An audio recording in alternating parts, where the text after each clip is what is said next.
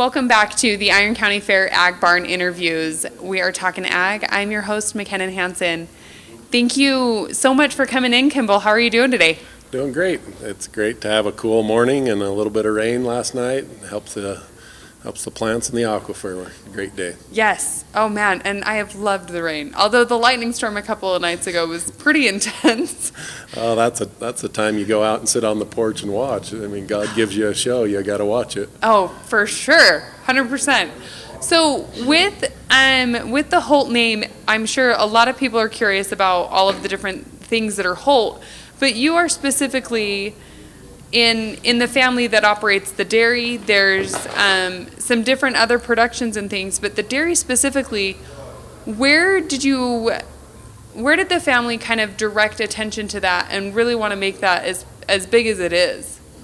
So a lot of years ago, clear back in 08, 09, when the whole economy crashed, ag was in a crash as well. It was a difficult time for the world as well as for the ag world. And we were selling hay to a dairy producer who couldn't pay for the hay anymore.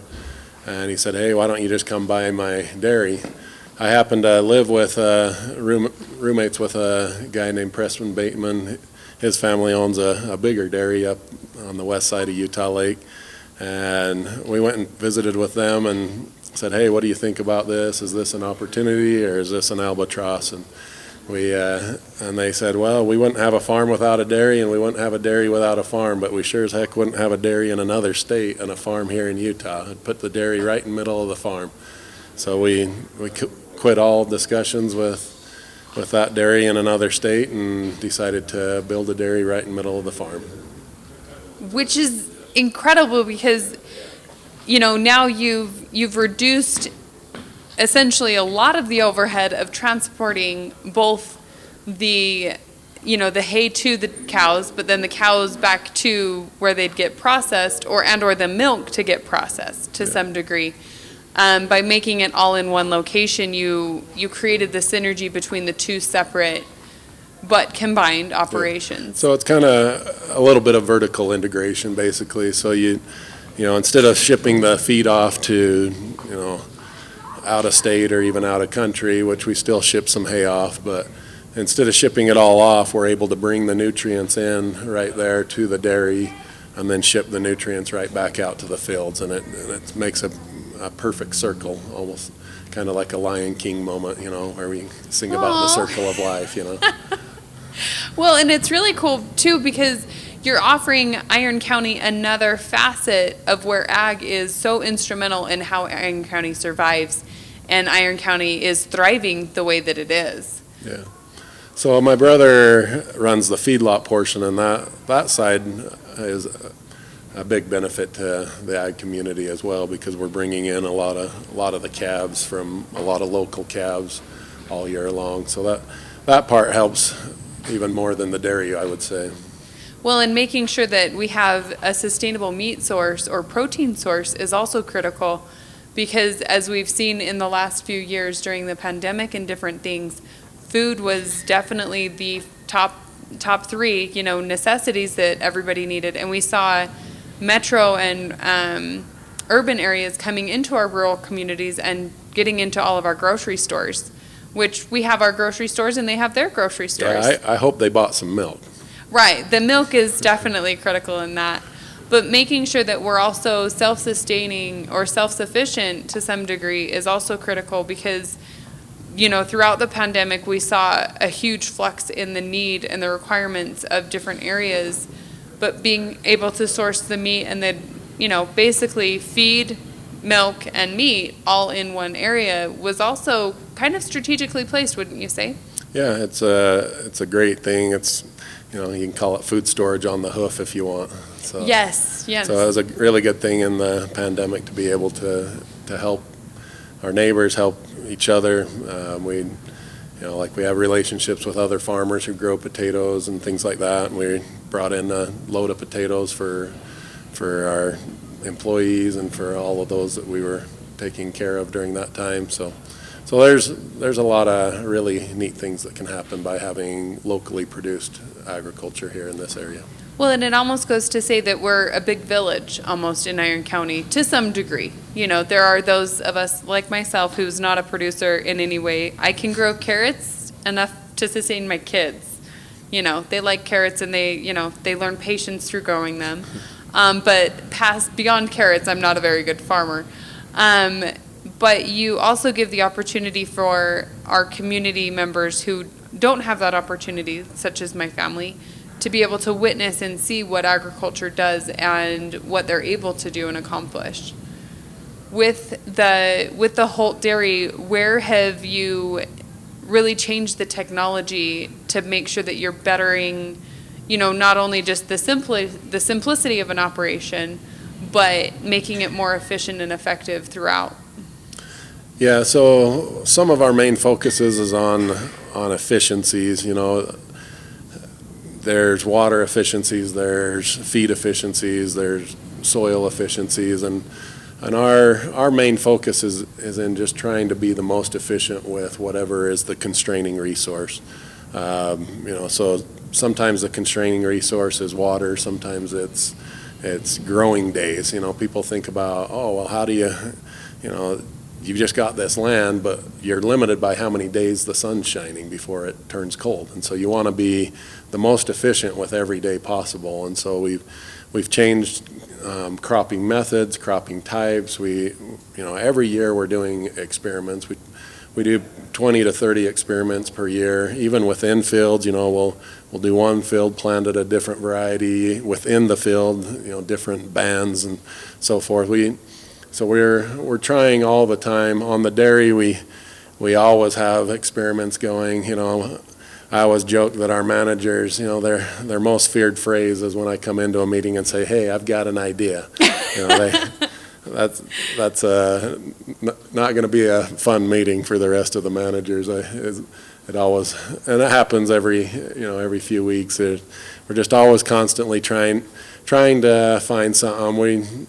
We try and have the mantra that it's okay to fail, but fail at a small thing and succeed at the big ones. When you find a success, roll it out to a bigger level. Well, and that's also, in a prior interview, we interviewed the Pashard family, and we were talking about education and making sure that you're continually learning and to trying to continue to grow and do different things with the different mini experiments is what we'll call them, I guess. You're learning in a small direction, like that worked, that didn't. Let's move, let's rebranch this one and, kind of make a path in a direction per se, not necessarily one size fits all. And this idea has to work and it has to take us to, the 100-yard line. It goes to show that there's simplicity in the experiments. Choose A over B. If B didn't work, choose A again, and then move to the next idea in that pathway, which strengthens, I would say, the consistency, right? Yeah. And then instead of having a huge loss at the end of it, you're having a lot of mini losses for that, for that bigger success. It goes also just to show that failing isn't truly failing. It's figuring out what didn't work for that specific scenario. Wouldn't you say? Yeah, so even when an experiment fails, if the hypothesis is still good and we say, hey, well, why didn't it work? And, well, we messed up on our watering, or, so sometimes we'll even retry a failed experiment just because we say, hey, well, we messed up here. Like, for example, this spring we planted a plant called Italian ryegrass in one field, had some extra seed, planted it in the outside 2 wheel tracks of another field. The second field did really well, and the first field didn't. And they're different soil types, different locations, and so we're saying, well, what did we do right? What did we do wrong? And so then we'll redo the experiment in the first field and say, hey, do we need to plant it at a different date? Do we need to plant it at a different time? Things like that. And we're always trying to maximize the amount of feed available for our cows. And then on our cows, we've actually changed our breeding of our cows to focus on more feed efficiency in the cows. There's technology out there now where the bull studs they've got these the bulls go in, and even their progeny goes in as they test them, and they have a scale on the feed bin, and then they have a RFID tag in their ear, and they can go in and read it as the cow goes in to eat, and they're weighing how much that cow has. They even weigh if the cow throws it up on its back and it minuses out that amount. I mean, it's amazing. Oh my goodness. It's amazing technology. They have a video camera on them and everything, and so they can, they even have like facial ID of these cows to make sure that the readers. Facial ID of a cow. Yeah, it's amazing technology. I feel like everybody needs a pink bow now. And so then they're focusing on cows that produce more milk with less inputs. And it's not just starving a cow, just a cow is more efficient, like obviously I'm more efficient at converting feed than you are. Either that or I eat a lot more, one of the two. But these are the types of things they're studying, and so then once you get to the right bulls, then we create the right combinations, and the whole genetic world's an amazing world, but we're focusing on that. And the last 2 years, our feed efficiency numbers have just continued to go up. The longevity of the cows has continued to go up the last 3 years, and that's a lot to do with we have a phenomenal crew. We have some really good managers, really good people working out there that take really good care of the cows. So give our listeners a perspective of this. Is this pretty normal for dairy production, dairy operations to go through this much, not heartburn and headache, but data analysis. Yes, data analysis. Thank you. I'm losing my words this morning. So I don't know. I haven't worked on another dairy, but as far as our dairy, we're very intense on making sure the data is right. We love all the cows, but we also recognize some cows need to have a different career. Well, and that's okay, because even yesterday we were talking with another producer from a different county, and each something has a purpose, but purposes change, even in different chapters of our own human lives. Our purpose as young children is to go to school, listen, be respectful, kind of learn what the ways of the world are. As a young adult, our purpose is to show up and work hard, and then eventually, given the right path or so, families are involved and different things, but our purposes shift given our season of life or the different chapters in life we go through. I feel like that's the same with all animals per se, because everybody has a beginning, middle, and an end, right? With all of the different things, how many products, and you may not know this, but I'm going to stretch the challenge here a little bit. How many products in the United States right now have a milk and or a milk derivative in them? Well, I asked someone who's lactose intolerant, and then there's like 6 things they can buy at the store or something. A whole like 6 that. things. I don't know. It's a lot. There's a lot of things. I mean, in most of your baking, your breads, all of that type of stuff, they have dried milk powder. It's in a lot of stuff. Which is pretty critical that you're running a dairy as efficiently as you are, because it being involved in so much of our diet, it's very critical that we're providing that volume, is what I was getting at, because it is one of those things that if you look on the label, may contain milk, may contain lactose type products, but you go through that and it really makes you become more aware of what's actually happening to some degree within that, because I think that people in general forget what dairies provide. It's not just milk.